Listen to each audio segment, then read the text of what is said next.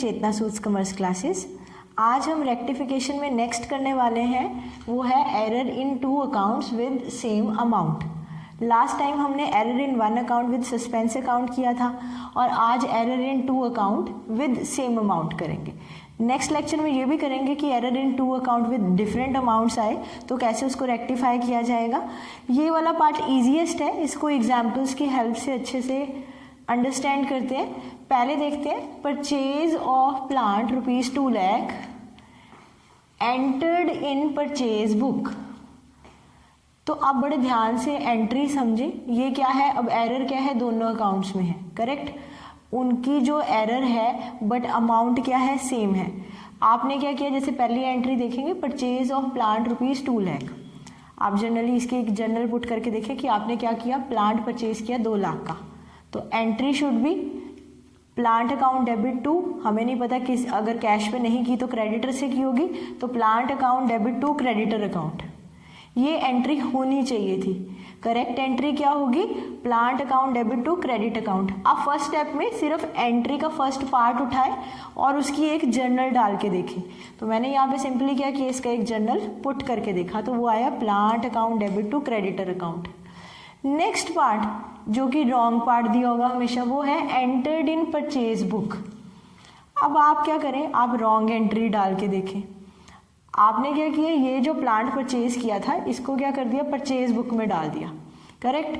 तो wrong entry यानी कि हमारी हुई purchase account debit to creditor account. तो मैं इसके पार्ट कर देती हूँ। मैंने सिंपली एक जर्नल पढ़ा, एक जर्नल एंट्री को रीड किया, रीड करके उसके 2 पार्ट कर दिए। एक मैंने पार्ट कर दिया रॉन्ग एंट्री का, एक कर दिया करेक्ट एंट्री का, और थर्ड वन होगी मेरी रेक्टिफाइंग एंट्री, जो मेरा एक्चुअल आंसर होगा इस क्वेश्चन का। क्लियर। तो पहले मैंने क्या किया, मैंने जस्ट पार्ट पढ़ा और एक करेक्ट एंट्री पुट की। मैंने सेकेंड पार्ट रीड किया और मैंने एक रॉन्ग एंट्री पुट की। अब मैं कंक्लूजन यानी कि रेक्टिफाइंग एंट्री पे आऊँगी। उसके लिए सिंपली क्या करेंगे, आप यहाँ पे देखें कि आपने रॉन्ग डेबिट क्या कर दिया, परचेज। होना क्या चाहिए था, डेबिट प्लांट। तो जब रेक्टिफाई करने लगे तो पहले जो करेक्ट डेबिट होना चाहिए था उसको उठा के डाल दो करेक्ट डेबिट वाली साइड पे, रेक्टिफाई हो गया। अब वो क्योंकि डेबिट होना चाहिए था तो आपने उसको करेक्ट डेबिट में डाल दिया। सेकेंडली आपने रॉन्ग डेबिट क्या किया, आपने रॉन्ग डेबिट किया परचेज को, नहीं करना था क्योंकि प्लांट को करना था। तो जिसको आपने रॉन्ग डेबिट किया उसको उठा के कर दो क्रेडिट। फिर से रिपीट करती हूँ, जो आपने करेक्ट डेबिट किया था उसको डेबिट में ही डाल दिया, और जो करेक्ट रॉन्ग किया था, रॉन्ग डेबिट किया था, उसको उठा के क्रेडिट कर दिया, क्योंकि उसका इससे क्या हो गया, रेक्टिफाई हो गया, उसका अपने आप से कवर अप हो गया। जो गलत किया था हमने, डेबिट को क्या कर दिया, उठा के क्रेडिट। क्योंकि दोनों ही अकाउंट में क्रेडिटर अपनी जगह पर सही था तो उसको हमने यहाँ पर, ये कॉमन हो गया ना, क्रेडिटर क्रेडिटर, तो उसको यहाँ पर सेट असाइड कर दिया, उसकी ज़रूरत नहीं है। रेक्टिफिकेशन कैसे हुई, जो आपने डेबिट नहीं पुट किया वहाँ डेबिट पुट कर दिया, जो रॉन्ग डेबिट पुट किया था वो आपने यहाँ पर पुट कर दिया। ऐसे ही क्रेडिट की एंट्री में भी हो सकता है किसी में, जो अगर आपने कोई रॉन्ग क्रेडिट दिया होगा तो उसके उठा के डेबिट कर दे। मेरी बात ध्यान से सुनिए, अगर रॉन्ग डेबिट दिया था तो मैंने उसको रॉन्ग डेबिट दिया था तो मैंने उसको क्रेडिट कर दिया। इस तरह से कुछ रॉन्ग क्रेडिट दिया हो तो उसको उठा के डेबिट में डाल दो, और इसी तरह से जो करेक्ट क्रेडिट में आना चाहिए था उसको पहले करेक्ट क्रेडिट में पुट कर दो। तो सिंपल है बहुत ही, एक रॉन्ग एंट्री डालें, करेक्ट एंट्री डालें, और फिर एक जो बीच में से कॉमन दिखता है उसको सेट असाइड करें, और जो बाकी के दिखते हुए फैक्टर्स हों कि जिसको हमने करेक्टली करना था पुट डेबिट में या क्रेडिट में, उसको वहाँ पर डालो।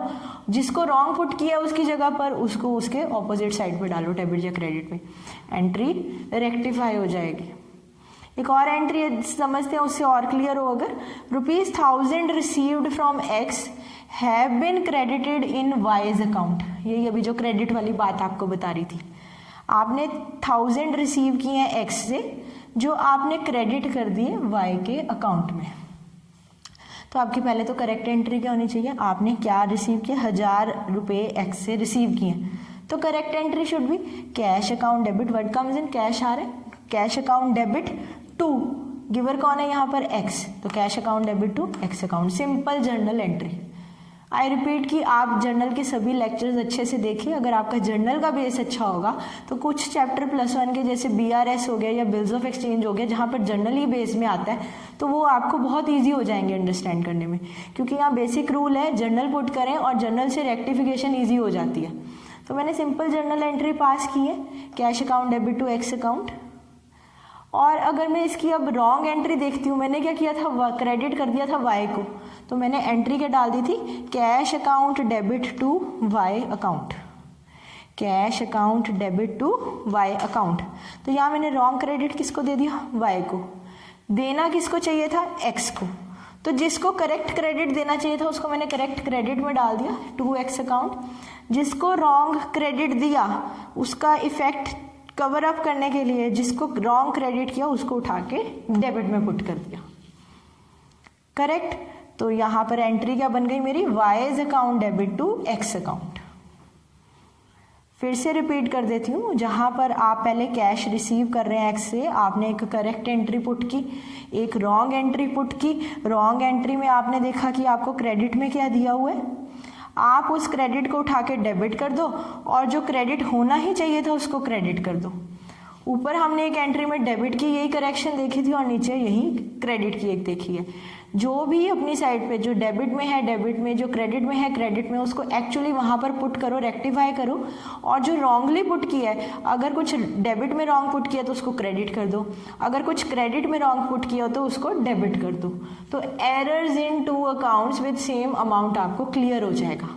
और इसको और अच्छे से क्लियर करने के लिए आपको सभी अकाउंट्स भी क्लियर होने चाहिए, यानी कि जर्नल क्लियर होना बहुत ज़रूरी है, रियल पर्सनल नॉमिनल अकाउंट की नॉलेज होना बहुत ज़रूरी है। आपको पता होना ज़रूरी है कि हेड्स कौन से होने चाहिए, जर्नल में किस एंट्री के अंदर क्या जाएगा, ट्रायल बैलेंस में किन के डेबिट बैलेंसेज हैं, किन के क्रेडिट बैलेंसेज हैं, ये सब अच्छे से क्लियर होना बहुत ज़रूरी है।